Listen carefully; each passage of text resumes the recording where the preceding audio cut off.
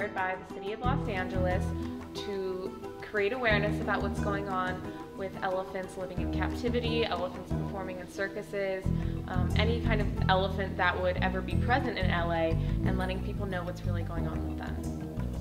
Councilman Tony Cardenas has been a huge help in trying to get Billy the elephant out of the LA Zoo and into a sanctuary, and he had the idea of declaring a day for elephants to create awareness about these issues that no one really seems to know about.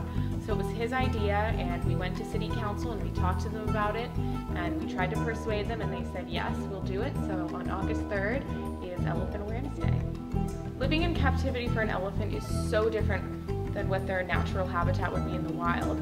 Elephants are not supposed to be in such a small enclosure. They're supposed to walk 20 miles a day. They need to be social. They need to be around their family and friends and other elephants.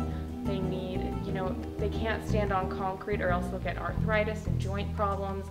They need soft earth. There are just so many things that they're deprived of when they're living in a zoo.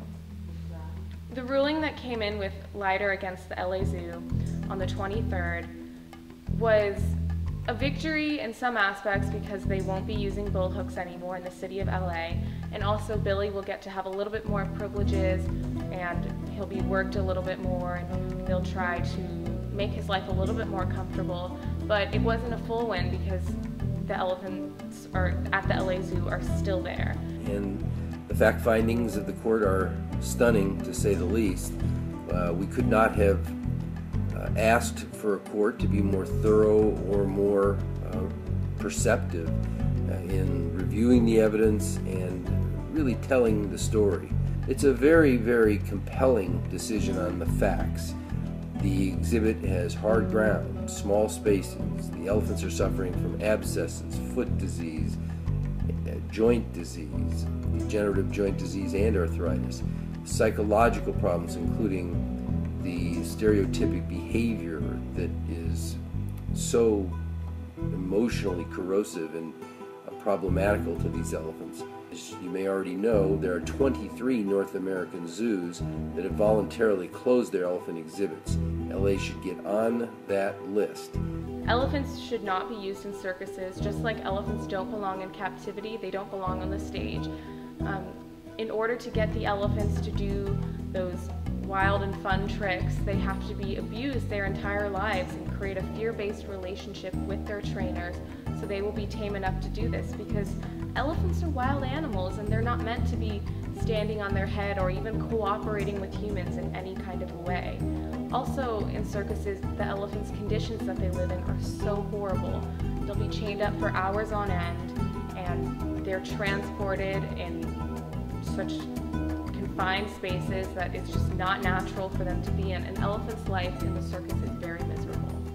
The Ringling Brothers Circus was fined for $270,000 for their violations against the Animal Welfare Act. They abuse their animals and keep them under conditions that aren't up to the Animal Welfare Act standards. I speak to schools and I tell them about my experience filming a documentary in Thailand, and I also educate them about what's going on that they don't know with elephants living in captivity, their local elephant at the zoo, the elephants giving rides or performing in the circus, and I tell them ways that they can get involved and they can try to spread awareness about these issues and try to stop the elephant abuse in their areas.